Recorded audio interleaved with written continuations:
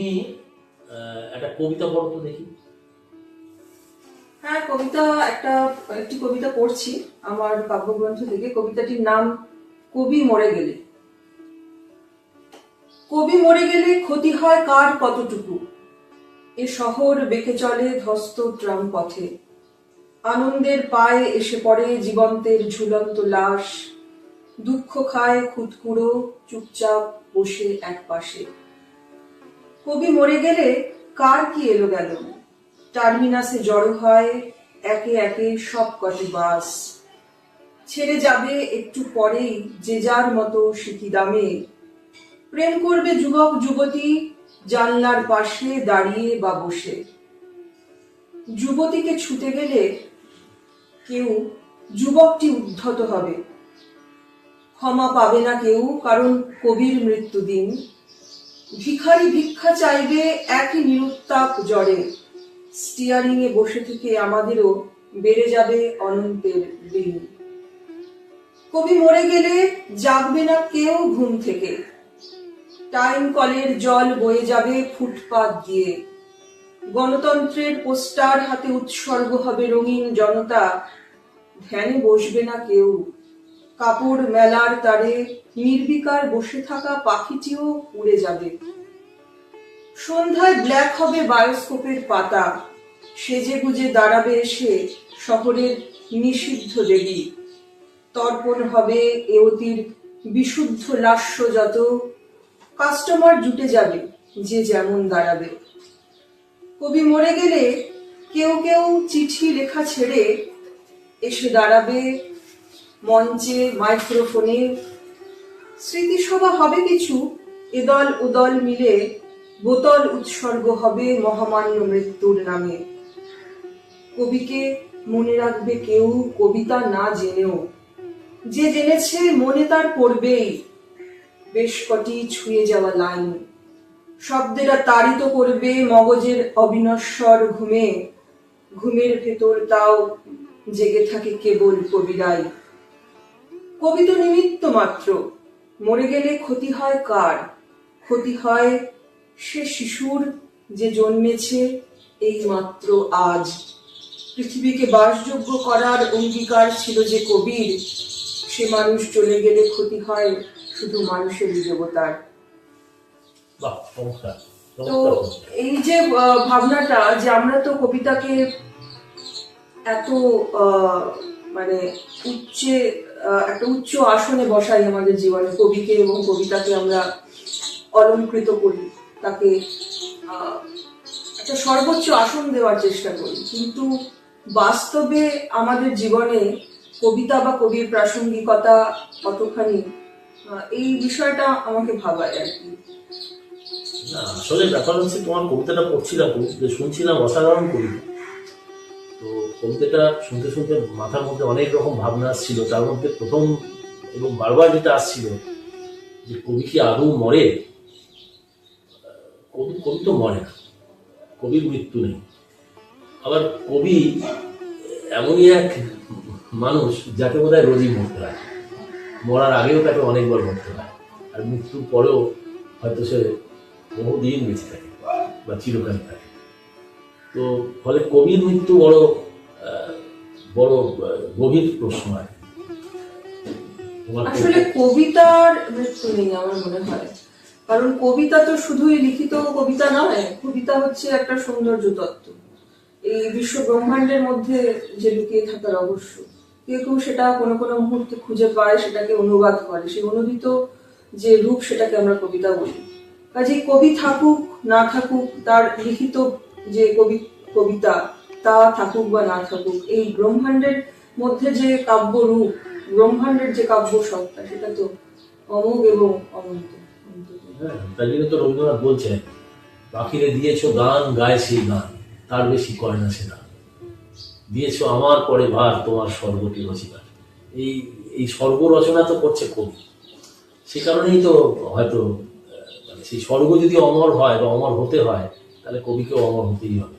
তোমার কবিতাটা সত্যিই চমৎকার, এটাকে নিয়ে তো অনেক কথাই বলা যায়।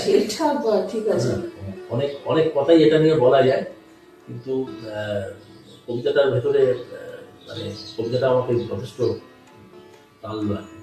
আসলে ওটাই মানে যে ভাবনাটা আমাকে ভাবিয়েছে বা এই কবিতাটা লেখার পিছনে যে তাড়নাটা কাজ করেছে সেটা হচ্ছে যে একজন মানুষ যে নিমগ্ন, যে জীবনকে একটা অন্য ডাইমেনশন থেকে দেখছে বা তার কবিতা সে লিখছে, তার তো একটা দর্শন রয়েছে সেই জীবনটাকে নিয়ে, কিন্তু সেই মানুষের সেই ভাবনাটা কিন্তু সেই কবিতাটা যদি বিশেষভাবে কাউকে স্পর্শ করে, তার বাইরে এই পৃথিবীর সাথে তার খুব একটা লেনদেন নেই। মানে সেই মানুষটা বা তার এই ভাবনাটা কাল থেকে যদি নাও থাকে, সম্পূর্ণভাবে হারিয়েও যায়, আমাদের জীবনের যে তাড়না বা যে সমস্ত কাজগুলো আমাদের প্রত্যেক দিন করে চলতে হয়, ভালো মন্দ সমস্ত কিছু মিশিয়ে, বা আমাদের জীবনের আসল যে জৈবিক তাড়না, সেই জায়গায় দাঁড়িয়ে কবিতার মানে কবিতা কতখানি মানুষকে সেই জায়গায় ভুলিয়ে রাখতে পারে, হয়তো কবিকে ভুলিয়ে রাখতে পারে। কবি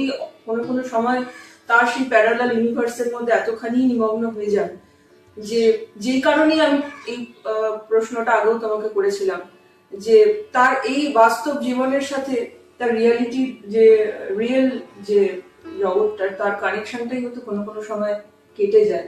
কাজে একজন কবির এই যে পৃথিবী, যে জড় জগৎ, যে পার্থিব জগৎ, তার যে ক্যালকুলেটিভ রিয়েলিটি, সেটার সাথে প্যারালালি চলা, সেই জগতের সাথে পাল্লা দিয়ে চলাটা কিন্তু খুবই চ্যালেঞ্জিং, যদি সত্যি তার মধ্যে সেই মানে সেই চরিত্র বা সেই বোধ বা সেই ভাব কাজ করে। সেই মানুষটার যখন অনুপস্থিত থাকে, পৃথিবী তো তার মতো করেই চলতে থাকে, কোথাওই কিছু এসে যায় না, বিন্দু মাত্র বিচ্যুতি কোথাও হয় না। হয়তো সেই মানুষগুলো যাদের জীবনে তার লেখার বা ভাবনার প্রভাব রয়েছে, তারা তাকে মিস করে বা তারা তার কবিতা খুঁজে বেড়ায়। না, ব্যাপারটা ওইভাবে আমি ভাবি না। রবীন্দ্রনাথকে আমি যখন পেয়েছি তখন রবীন্দ্রনাথ মারা গেছেন, কত বছর হয়ে গেছে, তার সঙ্গে আমার জীবনেও দেখা হবে না, কিন্তু আমি রবীন্দ্রনাথকে কখনোই মিস করি না। ব্যক্তি রবীন্দ্রনাথ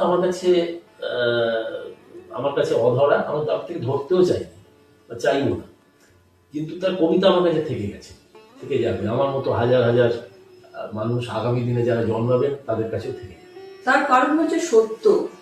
রবীন্দ্রনাথ তার ভাবনার মধ্যে দিয়ে, তার জার্নির মধ্যে দিয়ে এই জীবনের যে সত্য সেটাকেই স্পর্শ করতে চেয়েছিলেন এবং পেরেছিলেন। এরকম সত্য এখানে কতটুকু কি, সেটা তো আরেকটা প্রশ্ন। আসলে কবিতা আমার মনে হয় ক্রিয়েশন, মানে আমার মনে হয় মানে অবশ্যই ক্রিয়েশন।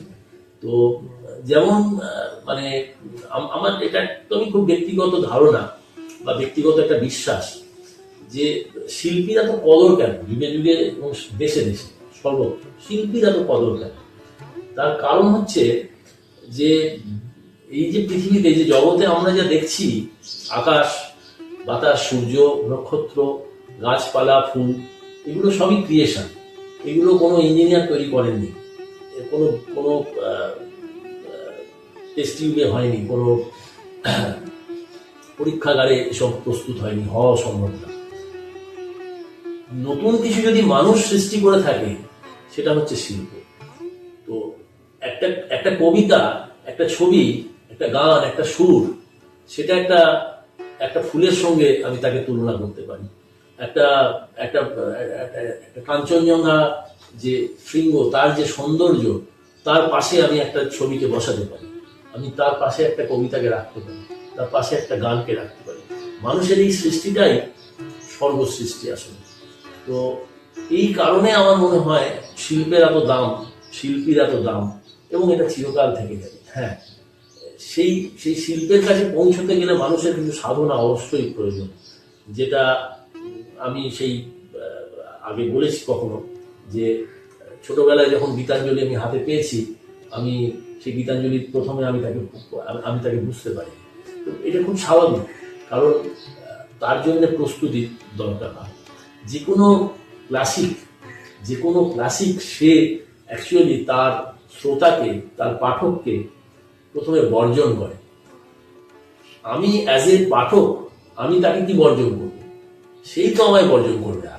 আগে তো সে আমাকে বলবে তুই বাইরে দাঁড়া, তোর দ্বারা হবে না। তো আমাকে তো সেটাকে ডিকোড করতে হবে এবং তার জন্য আমাকে প্রস্তুত হতে হবে।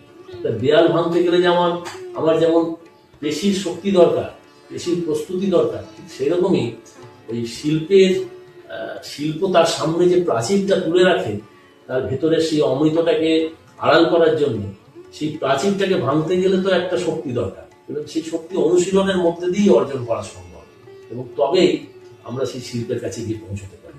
তো আমার মনে হয় এই অনুশীলনটা করতে পারলে অমৃতের সন্ধান পাওয়া যায়। তার জন্যেই কবি, শিল্পী, গায়ক তারা পাগল হয়ে সব ছেড়ে দিয়ে, সব ভুলে সেই শিল্পের দিকে চলে যান, কারণ তারা এমন কিছুখানে পান যা জগতে আর কোথাও পাওয়া যায় না। এটা আমার স্থির বিশ্বাস। তাহলে তোমার একটা কবিতা শুনতে চাই। একটা কবিতা পড়ে শোনাচ্ছি।